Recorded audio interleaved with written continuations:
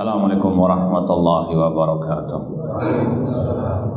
Innal hamdalillah nahmaduhu wa nasta'inuhu wa nastaghfiruh wa na'udzu billahi min syururi anfusina wa min sayyiati a'malina. Man yahdihillahu fala mudhillalah wa man yudlil fala hadiyalah. Ashhadu an la ilaha illallah wahdahu la syarikalah wa ashhadu anna Muhammadan abduhu wa rasuluh. Ya ayyuhalladzina amanu taqullaha haqqa tuqatih wa la tamutunna illa wa antum muslimun. Ya ayyuhan nasu taqu rabbakumul ladzi khalaqakum min nafsin wahidah wa khalaqa minha zawjaha wa batha minhuma rijalan katsiran wa nisaa wattaqullaha alladzi tasaaluna bihi wal arham innallaha kana 'alaikum raqiba. Ya ayyuhalladzina amanu taqullaha wa qulu qawlan sadida yuslih lakum a'malakum wa yaghfir lakum dhunubakum wa man yuti'illaha wa rasulahu faqad faza fawzan 'azima. Amma ba'd, fa inna asdaqal hadits kitabullah wa khairal hadi hadi Muhammadin sallallahu alaihi wasallam wa syarrul umuri muhdatsatuha wa kullu muhdatsatin bid'ah wa kullu bid'atin dhalalah wa kullu dhalalatin finnar. Ma'asal muslimin ikhwani fillah wa akhwati, bapak-bapak, ibu-ibu, saudara-saudari rahimani wa rahimakumullah. Alhamdulillah, segala puji bagi Allah Subhanahu wa taala yang mempertemukan kita kembali dalam kajian kitab Aqidah Al-Imam Asy-Syafi'i rahimallahu taala yang disusun oleh Fadilatul Syekh Nu'man bin Abdul Karim Al-Watar hafidallahu taala. Semoga Allah Subhanahu wa taala senantiasa memberikan kepada kita keistiqomahan dalam belajar akidah salaf dan berpegang teguh dengannya sampai akhir hayat kita nanti. Kita sampai pada halaman 31, masih berkaitan dengan akidah Imam Syafi'i tentang takdir. Sahih? Nah, wa qala fi kitabin akhar, Imam Syafi'i berkata dalam kitab beliau yang lain, fahadallahu ta'ala bi kitabihi thumma ala lisani nabiyhi sallallahu alaihi wasallam man an'ama alaihi.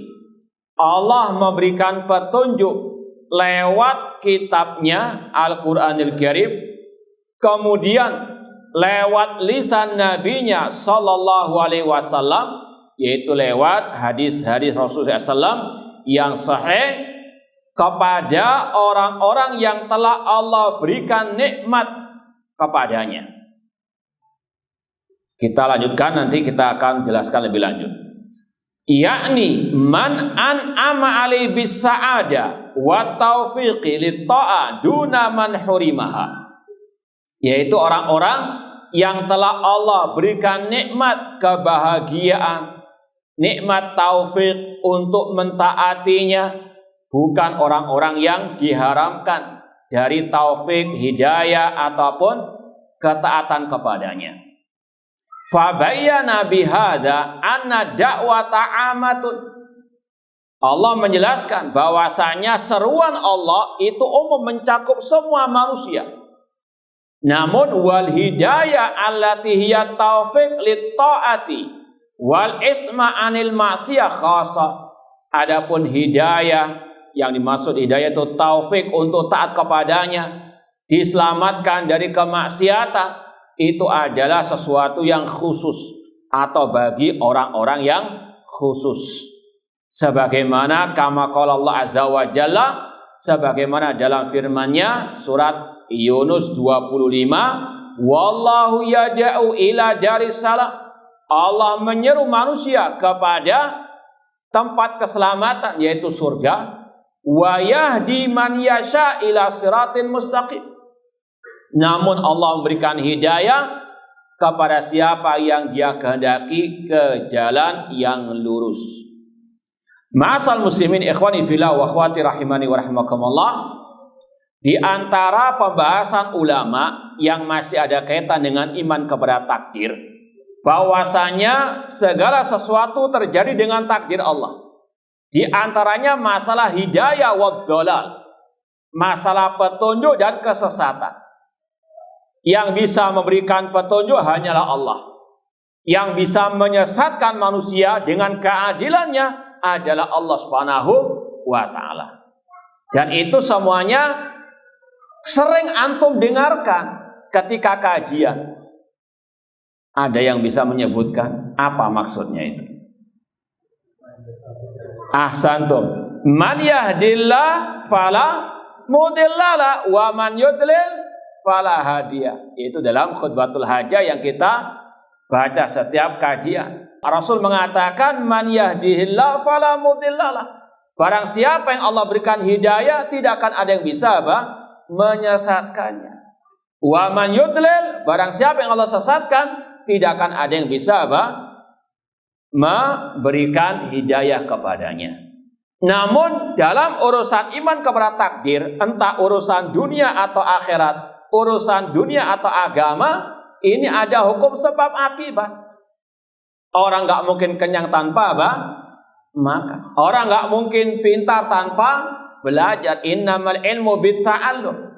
Demikian pula hidayah nggak akan mungkin Allah berikan kepada orang-orang yang menyimpang dari agamanya, yang sombong, menolak kebenaran setelah jelas kebenaran badannya. Sudah kita sampaikan ayat Allah Subhanahu wa taala, alladzina jahadu fina lanahdiyannahum subulana.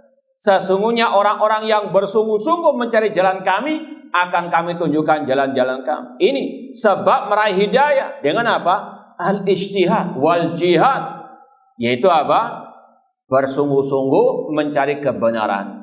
Dari mana kita tahu kebenaran? Ini kata Imam Syafi'i.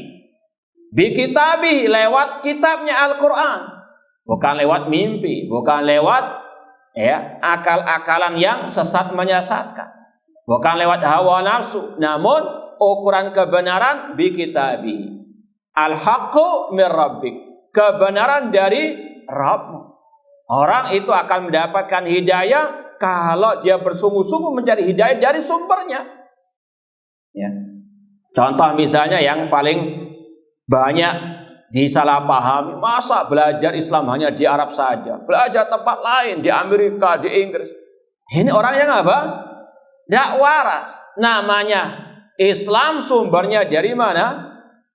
Al-Quran dan Sunnah. Dan itu banyak dipelajari di kota Makkah wal Madinah. Yang sekali lagi, meskipun sekali lagi ukurannya apa yang sesuai dengan Al-Quran dan Sunnah.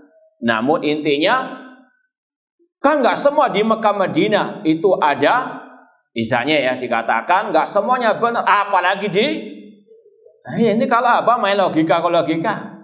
Ya, seperti kelompok-kelompok liberal kan demikian, belajar Islam dari orientalis. Kita harus belajar dari orang luar. Naudzubillah min dzalik. Ini orang yang apa? Nggak mungkin bisa mendapatkan kebenaran. Al-haqqu mir rabbik.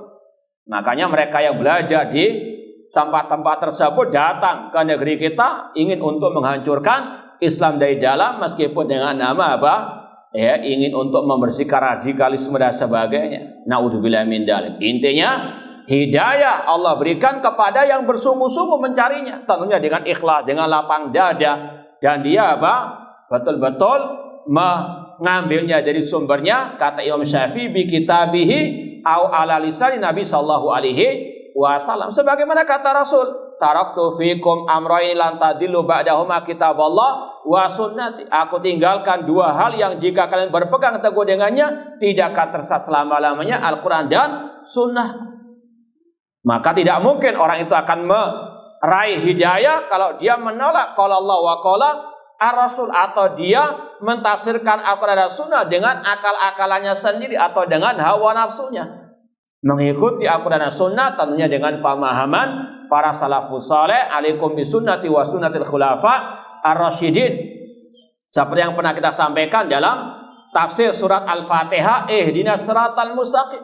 Ya Allah, tunjukkanlah kami ke jalan yang lurus. Apa itu jalan yang lurus?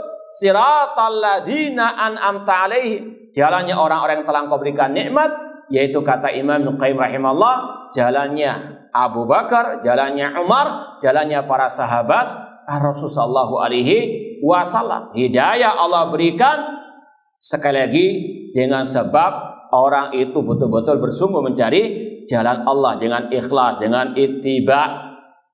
Namun sebaliknya, yang berpaling dari kebenaran, menolak kebenaran setelah jelas baginya kebenaran, maka kata Allah, falamma zaghu azaghallahu qulubahum. Ketika mereka berpaling, Allah palingkan dia dari kebenaran. Wa may yushaqiqir rasula min ba'di ma tabayyana lahul huda wa yattabi' ghaira sabil mu'min wa lima tawalla wa nuslihi jahannam wa sa'at masira.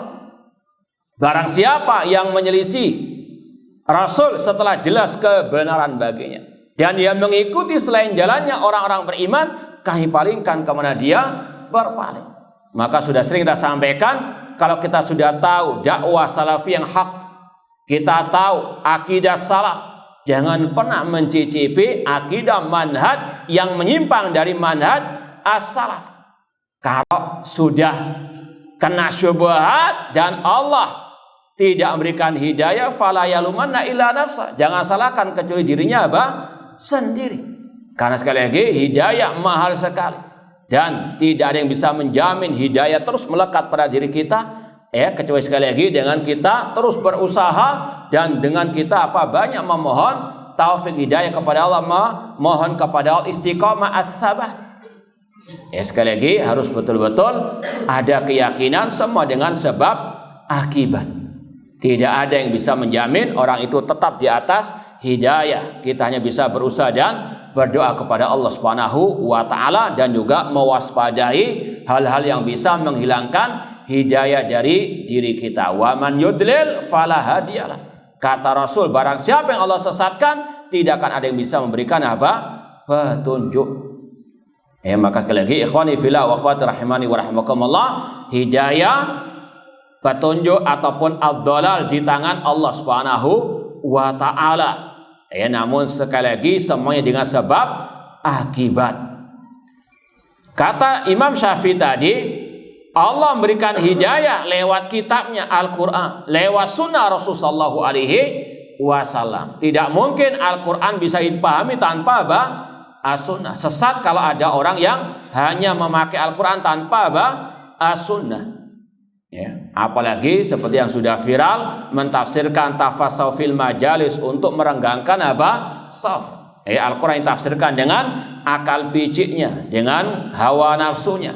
Tidak memakai sunnah Rasulullah, yang mana sunnah Rasul disuruh orang-orang yang sholat berjamaah untuk merapatkan saf sufufakum.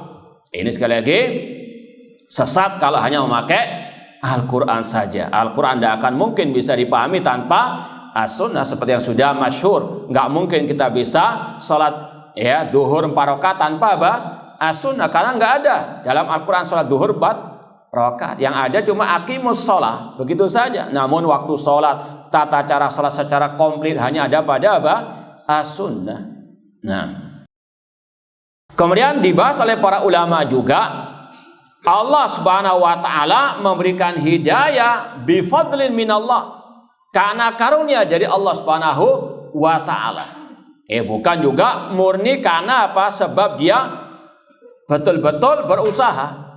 Sebagaimana kita mencari rezeki di dunia, urusan dunia, ada usaha, ada sebab, namun sebab tidak mungkin berdiri sendiri. Orang itu kerja keras, namun banyak gak berhasil. Ini menunjukkan sebab itu tidak sendirian, maka butuh pertolongan dari Allah. Semuanya kembali kepada taufik, hidayah, pertolongan dari Allah Subhanahu wa ta'ala. Sama juga demikian, kita berusaha. Tadi kita sampaikan, kita hanya bisa berusaha, kita berdoa. Adapun hasilnya Allah Subhanahu wa taala yang menentukan. Cuma kita yakini Allah tidak akan mengingkari janjinya. Innallaha la yukhlifu mi'at. Allah tadi berjanji akan memberikan hidayah kepada yang bersungguh-sungguh. Namun sekali lagi, keberhasilan menggapai hidayah bukan murni karena apa? Usaha keras kita.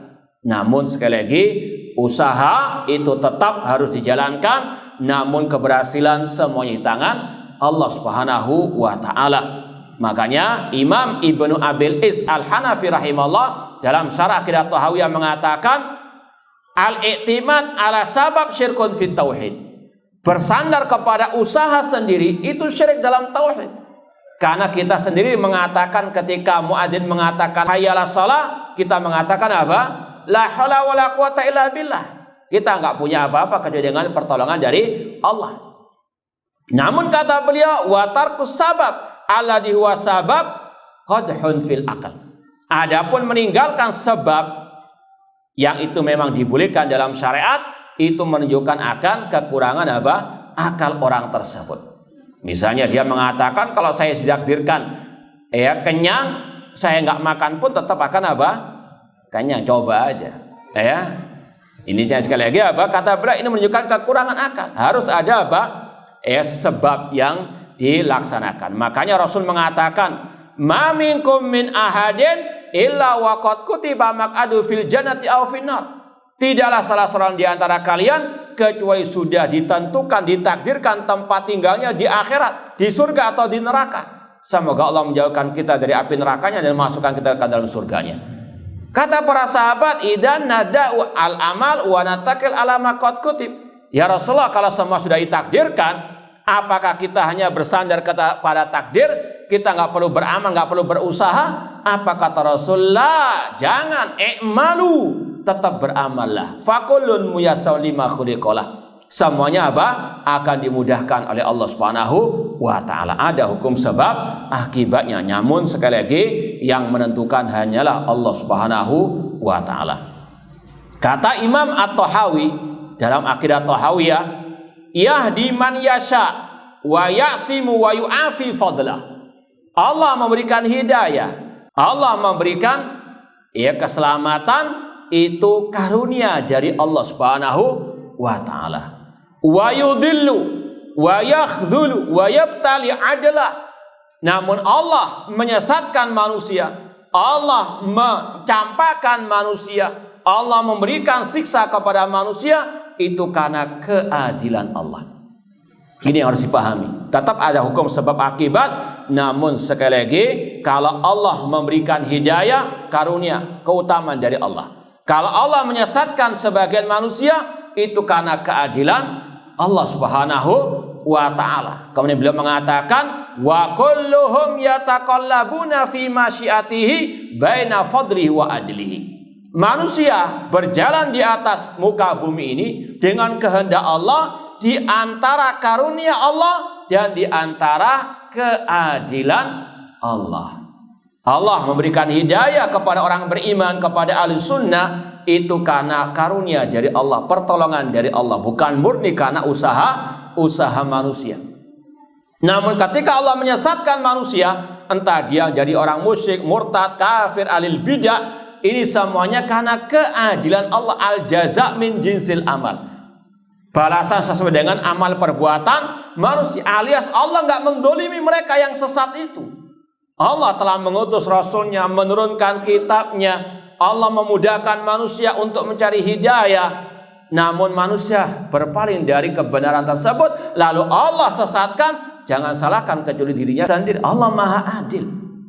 Sekali lagi, kalau Allah menyesatkan manusia karena keadilan Allah. Wa ma ana bidhallamin lil abid, kata Allah, aku tidak pernah berbuat zalim kepada hamba-hambaku. Di antara tadi, ketika orang itu dijadikan oleh Allah orang kafir, alil bidah dan sebagainya, itu karena keadilan Allah, karena sebab orang itu berpaling dari agama Allah, dari kebenaran. Dan ini di antara apa?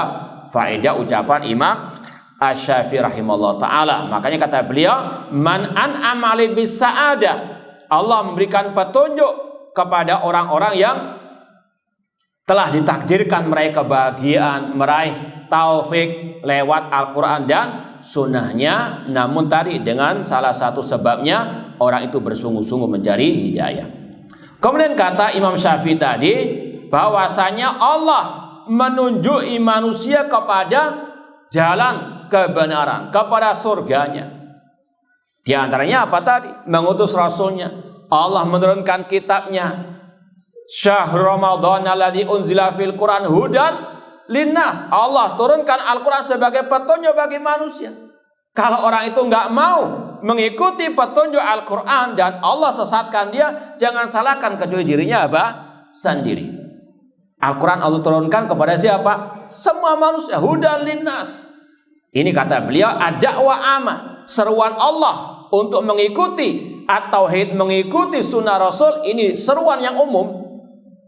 Namun hidayah taufik ini hanya bagi orang-orang yang dikehendaki oleh Allah tadi, dengan sebab orang itu mencari hidayah petunjuk tersebut. Ini kalau mungkin bisa diungkapkan dengan redaksi lain, hidayah ada apa?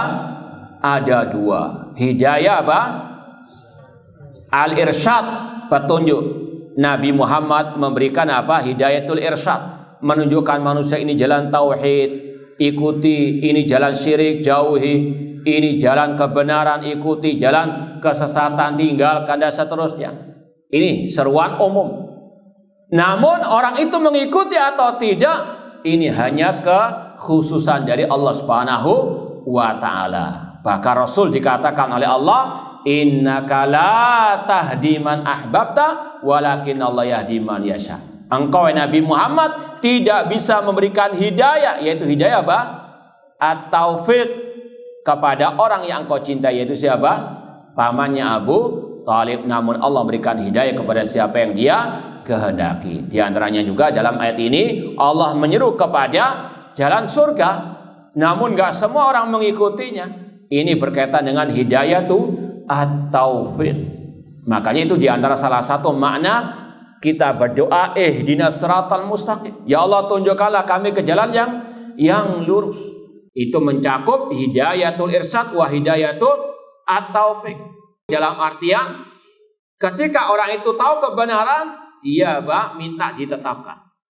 Ketika dia masih jahil terhadap kebenaran, minta ditunjuki jalan kebenaran. Hidayah taufik itu di antaranya hidayah memperoleh kebenaran dan berpegang teguh dengan kebenaran. Wallahu ta'ala alam. Semoga Allah memberikan keistiqomahan di atas siratal mustaqim. Baik, kita pindah bab berikutnya. Bab ma ja'a 'anil Imam Syafi'i rahimahullah fi haddis sihri wa hukmi sahiri. Ucapan atau akidah Imam Syafi'i yang berkaitan dengan apa itu sihir dan hukuman bagi tukang sihir. Ma'asal muslimin ikhwani fillah wa akhwat rahimani wa rahmakumullah. Memang di antara salah satu pembahasan dalam kitab-kitab akidah di antaranya masalah ini, masalah sihir. Ahlu sunnah meyakini anna fid dunya sihran wa saharata. Ahlu sunnah mengatakan di dunia ini ada namanya sihir, ada tukang sihir. Namun mereka tidak bisa mencelakakan siapapun kecuali dengan seizin dari Allah Subhanahu wa ta'ala. Ini yang diyakini oleh ahlu sunnah wal jamaah. Kenapa pembahasan ini ada dalam kitab-kitab akidah ulama salaf untuk membantah kelompok Mu'tazilah, kelompok aklaniyin, penuhan akal. Mereka mengatakan tidak ada sihir itu. Ya, mereka mengingkari adanya sihir dengan alasan ya tentunya tadi pakai akal picik mereka. Kata mereka kalau ada sihir, sihir kan sesuatu yang luar biasa, begitulah, di luar kebiasaan manusia. Kalau sihir itu ada, nanti dikhawatirkan bercampur dengan mukjizat. Paham ya? Ini alasan hujahnya kelompok Mu'tazilah. Kata para ulama, orang yang awam paham bedanya mukjizat dengan apa? Sihir. Di antaranya Orang yang diberikan mukjizat, manusia ya sejak awal tahu bagaimana akhlaknya para anbiya, kebaikan mereka. Mereka selalu jujur. Sedangkan tukang sihir, masyarakat tahu mereka apa? Pendusta. Bagaimana kelakuan mereka. Dari sisi itu saja sudah bisa apa? Dibedakan mana mukjizat, mana apa? Sihir. Dan banyak lagi alasan-alasan ulama dalam membantah mereka. Intinya Ahlus Sunnah meyakini sihir itu ada hakikatnya. Betul, namun tidak mungkin bisa mencelakakan siapapun kecuali dengan seizin dari Allah. Sebagaimana firman Allah surat Al-Baqarah 102 kalau tidak salah, wa ma hum bidarina bi min ahadin illa bi idznillah. Mereka tukang-tukang sihir tidak akan mungkin bisa mencelakakan siapapun kecuali dengan seizin dari Allah. Dan ini sebetulnya masih ada kaitan dengan iman kepada takdir. Yang Rasul katakan dalam hadis Ibnu Abbas, ketahuilah seandainya seluruh umat manusia berkumpul untuk memberikan kemanfaatan padamu, mereka tidak akan mungkin bisa memberikan manfaat kepadamu kecuali dengan apa yang Allah takdirkan untukmu. Walau istama'u ala an yadurruka bisyai'in lam yadurruka illa bisyai'in qad kataballahu alaik. Seandainya mereka bersengkongkol mencelakakan dirimu, mereka tidak akan mungkin bisa mencelakakan dirimu kecuali dengan apa yang Allah takdirkan atasmu. Rufi'atil aqlam wa jafatis suhuf. Telah diangkat pena takdir dan telah kering lembaran-lembaran takdir. Ini ada hubungan dengan apa? Iman juga kepada takdir. Bahwasanya tidak akan ada tukang sihir yang bisa mencelakakan siapapun kecuali dengan seizin dari Allah Subhanahu wa taala. Jadi itu salah satu yang wajib diyakini oleh Ahlus Sunnah, sihir itu ada. Betul-betul ada hakikatnya. Bisa membuat orang sakit, bisa mematikan dengan seizin dari Allah. Dan itu yang Allah apa? Katakan, makanya Allah memerintahkan kita untuk berlindung kepadanya dari apa? Kejahatan sihir atau dari kejahatan nenek-nenek sihir. Ya, wanita-wanita penyihir dalam surat apa itu? Al-Falaq wa min syarrin naffatsati fil 'uqad, dan dari kejahatan kejelekan wanita-wanita yang meniup dalam bulbul, alias tukang-tukang apa? Sihir. Ini menunjukkan sihir itu ada. Kalau nggak ada, nggak mungkin Allah memerintahkan kita isti'adah dari mereka kepadanya. Nah, ma'asal muslimin ikhwani fillah wa akhwati rahimani wa rahimakumullah. Kemudian dibahas oleh para ulama, apa hukum sihir itu?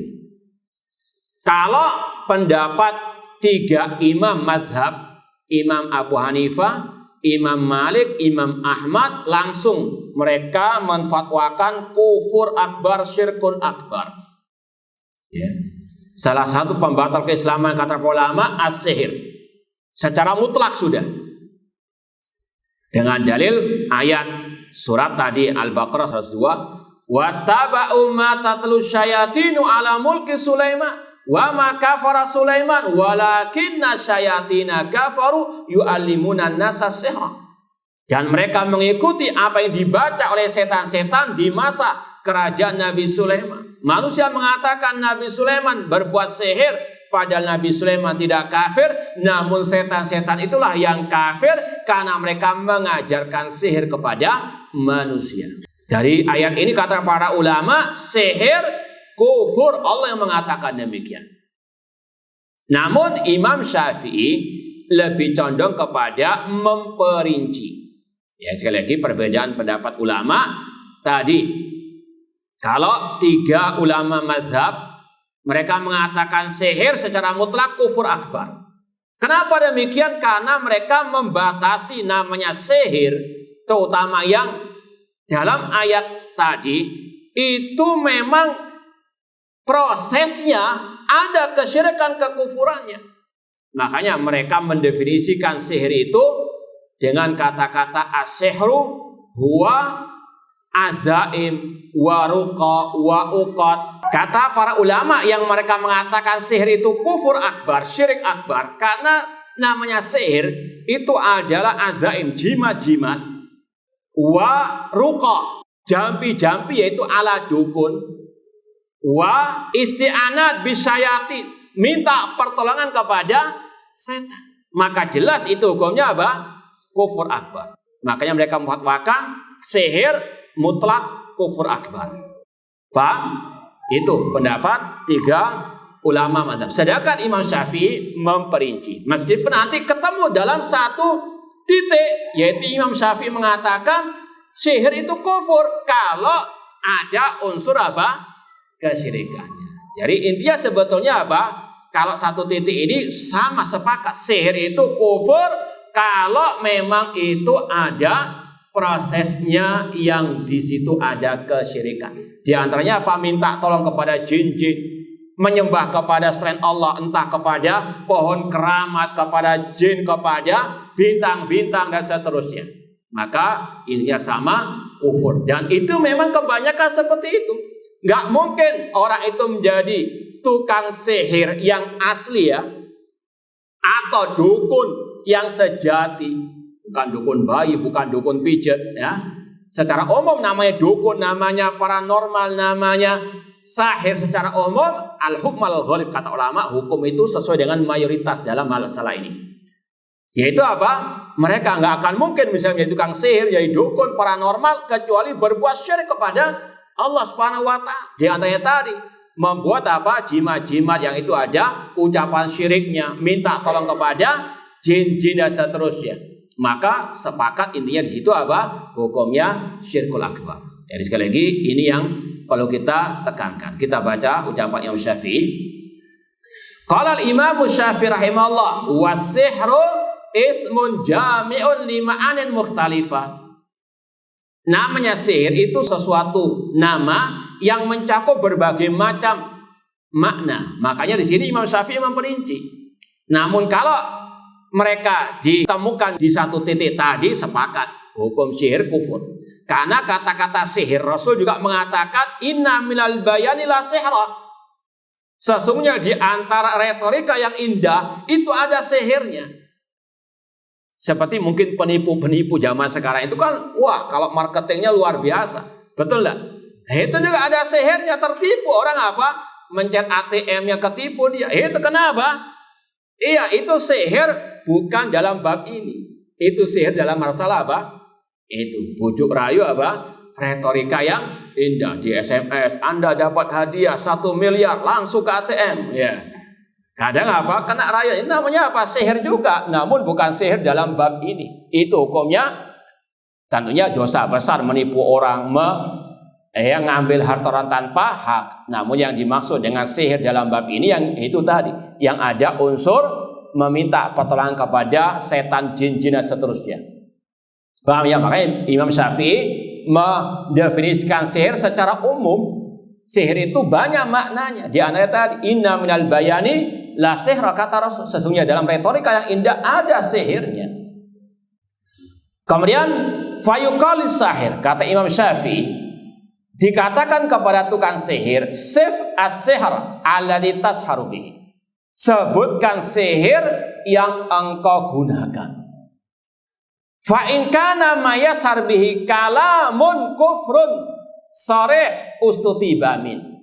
Kalau tukang sihir itu ketika diinterogasi mengatakan, menyebutkan caranya menyihir itu dengan diantaranya menggunakan ucapan-ucapan kufur seperti tadi minta tolong kepada setan-setan jin, maka dikatakan itu adalah kufur akbar. Orangnya dimintai tobat. Tentunya ini hak penguasa, pemimpin kaum muslimin. Jangan langsung dari pengajian cari ya dukun yang tetangganya mungkin. Tidak boleh. Ini sekali lagi haknya apa?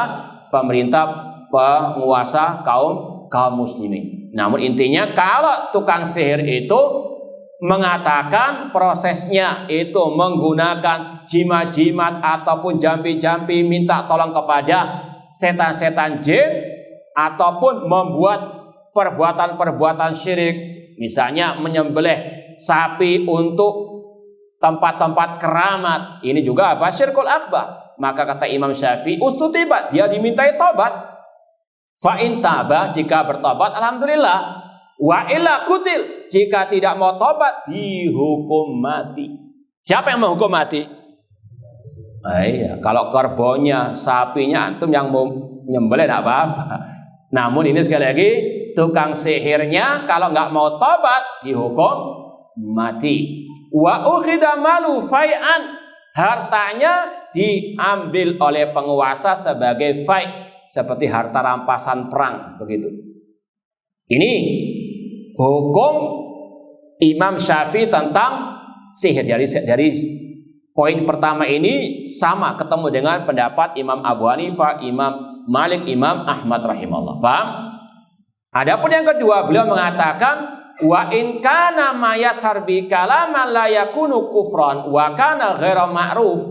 Kalau dia menggunakan sihirnya dengan ucapan yang tidak sampai ke derajat kufur akbar dan ucapannya itu enggak jelas, komat kamit enggak jelas, ya.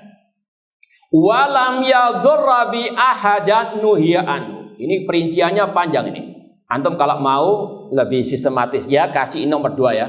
Kalau dia sihirnya itu tidak sampai kufur, antum kasih nomor 2 misalnya. Maka perinciannya 2A misalnya 2A.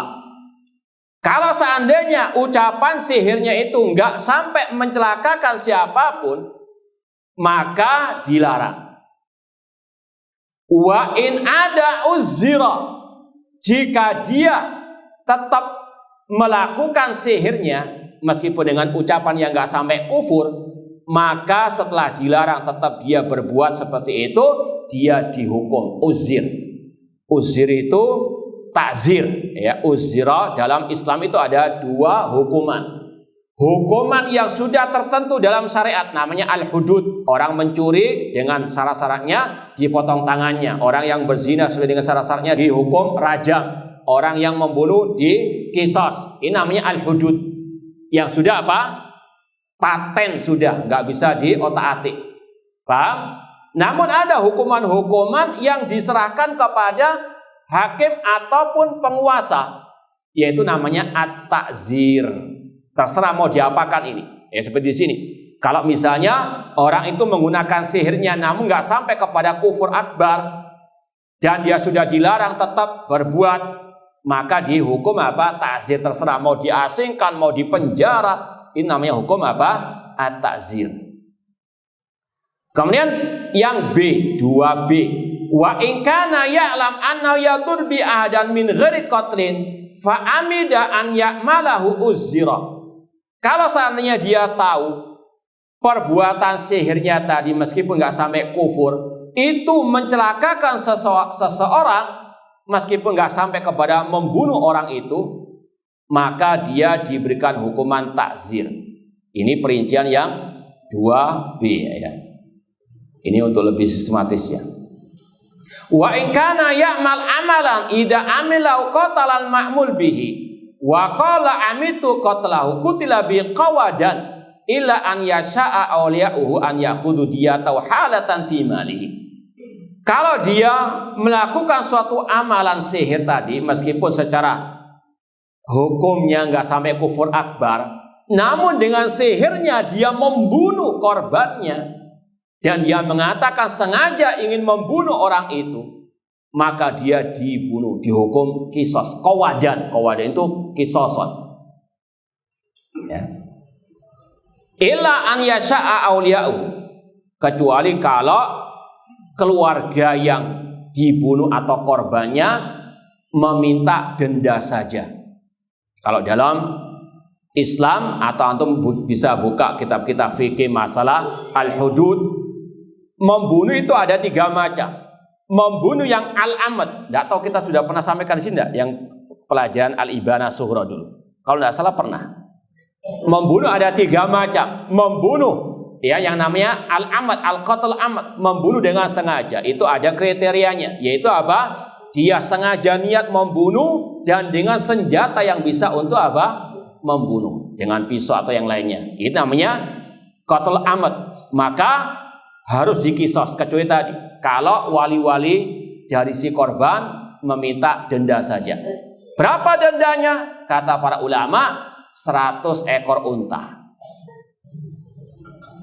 Berapa kira-kira? Kalau nggak salah disebutkan dendanya itu kalau uang Kalau real itu dulu ya, nggak tahu kan bisa naik turun ya. Dulu itu sekitar 100.000 real. Sekarang kursnya kurang lebih berapa?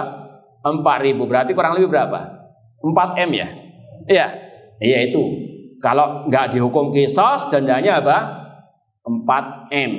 Itu kalau qatlu al-amad, orangnya nggak diqisas, walinya minta denda saja, maka 4 M. Itu kata Imam Asy-Syafi'i rahimahullah ta'ala. Wa in qala inna ma'amal bihada li'aqtul fayukhti al-qatal wa yusib wa qad mata mimma amilat bihi fa fihi diyah. Ini juga sama, seandainya dia mengatakan aku berbuat sihir tersebut memang sengaja untuk membunuh, maka tadi balasannya adalah adiyah, membayar 100 ekor unta, wala qawat, tidak dikisos. Ini kalau qatlu al-khata. Ini kata beliau fayukhti al-qatal. Ini qatl al-khata, nama lain dari tadi lawannya qatlu al-amad. Qatl al-amad itu membunuh dengan sengaja, yaitu niatnya memang untuk membunuh dan dengan senjata yang bisa membunuh. Sebaliknya ada namanya qatl khata, membunuh tidak sengaja, yaitu dia misalnya berburu binatang di hutan misalnya dengan mungkin banyak orang, dia ingin membunuh rusa, membunuh yang lain, namun qadar Allah kena temannya sendiri. Paham? Dia nggak sengaja membunuh apa? Manusia, dia membunuh apa? Ingin membunuh hewan. Tapi apa? Mungkin salah sasaran atau mungkin pelurunya mental kena temannya. Ini namanya apa? Qatl khata, pembunuhan yang tidak sengaja. Ini juga membayar diyat namun tidak dikisos. Paham bedanya dengan yang pertama tadi? Kalau pertama tadi secara asal dia dikisos. Membunuh dengan sengaja harus dikisos.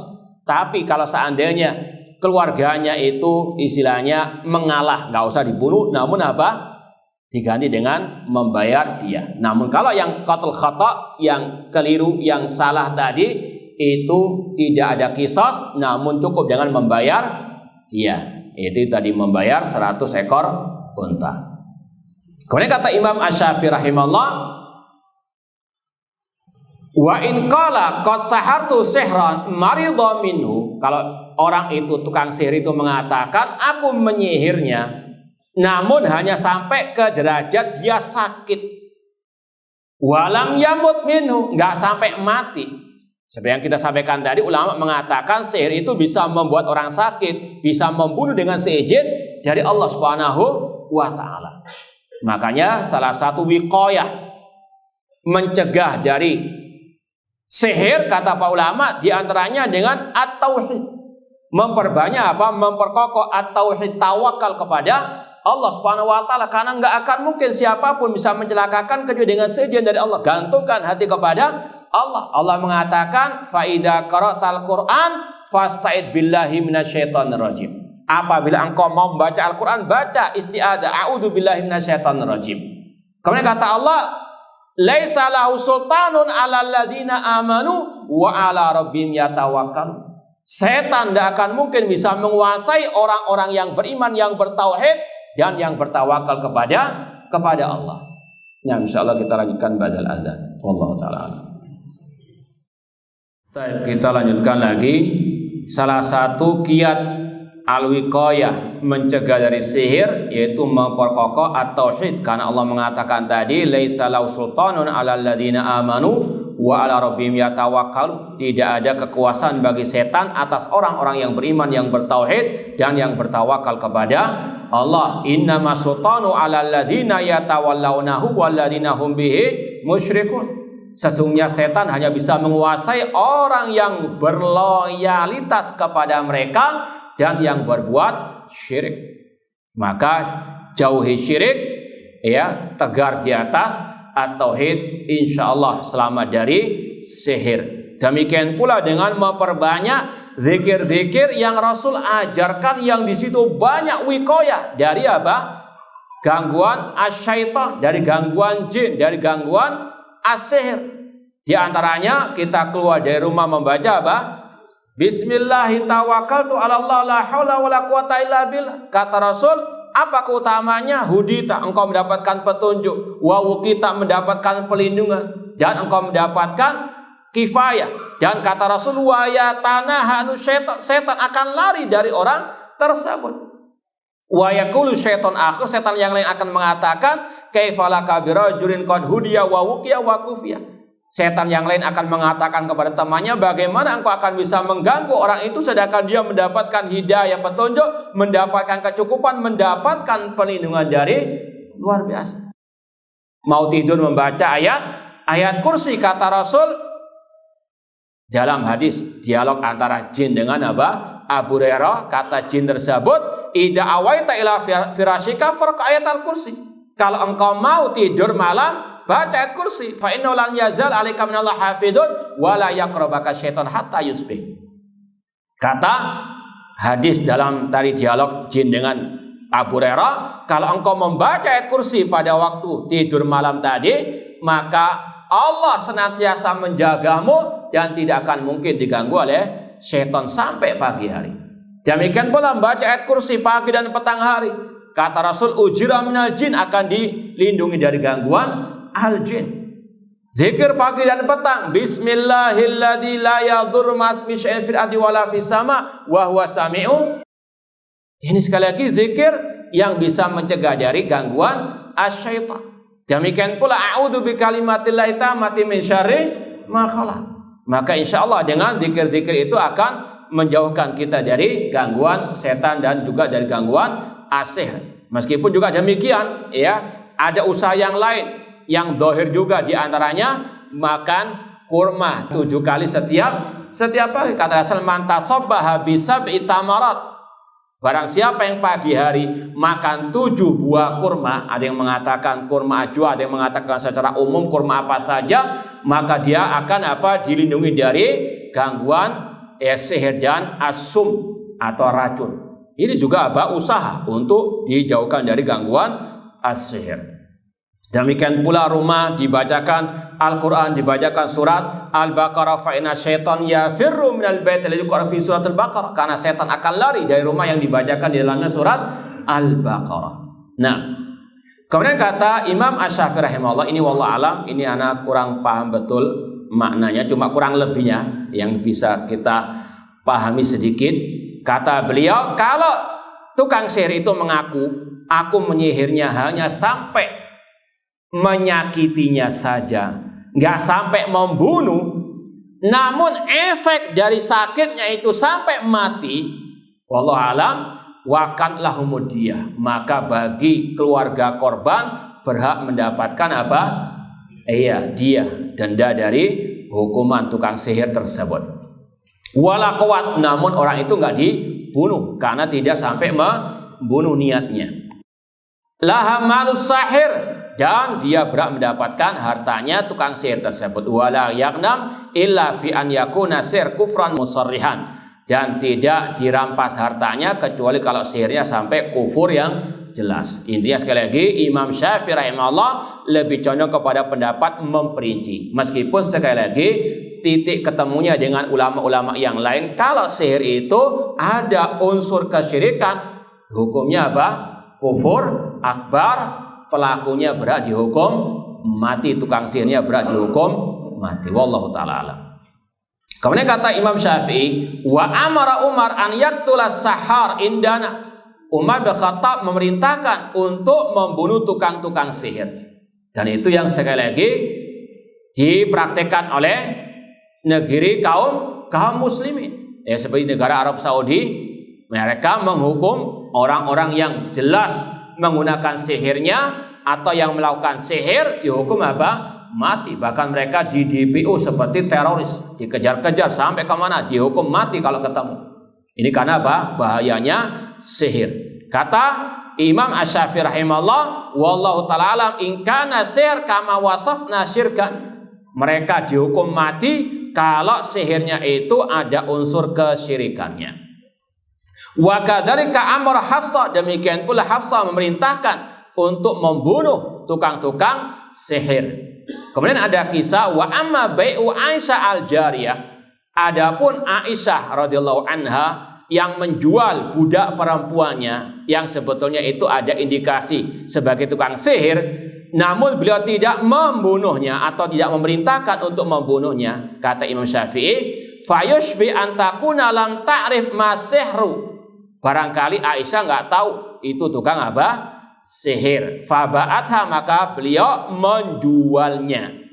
Li'anna laha bai'aha indana wa illam tasharha, karena bagi Aisyah dia berhak untuk menjual atau menjual belikan apa budaknya tersebut meskipun tidak sampai menyihirnya. Walau aqarrat inda Aisyah anna sihra syirkun ma tarakat qatlaha, seandainya budak perempuan itu mengaku di hadapan Aisyah dia menyihir dan sihir itu hukumnya syirik, tidak mungkin Aisyah membiarkannya. Ilam tatub, jika dia tidak bertobat, au dafatha ilal imam, atau Aisyah akan menyerahkannya kepada pemimpin kaum muslimin, liyaktulaha insya, untuk membunuhnya jika dikehendaki. Wa hadisu Aisyah Nabi sallam ala ahadi hadil ma'ani indana. Jadi sekali lagi intinya Imam Syafi'i tetap berpendapat tukang sihir yang di dalam sihirnya ada unsur kesyirikan, dia dihukumi apa? Kufur akbar, dan pelakunya berhak dihukum mati. Wallahu ta'ala alam. Semoga Allah menjauhkan kita dari segala bentuk kejelekan, di antaranya kejelekan dan kejahatan sihir dan tukang sihir. Kurang berapa menit? Ada satu dua pertanyaan kalau mau, kalau tidak kita tutup, kita akhiri. Baik, kalau tidak ada, kurang lebihnya mohon maaf. Wa jazakumullahu khairan. Aqulu qouli hadza wa akhiru da'wana anil hamdulillahirabbil alamin. Wassalamualaikum warahmatullahi wabarakatuh.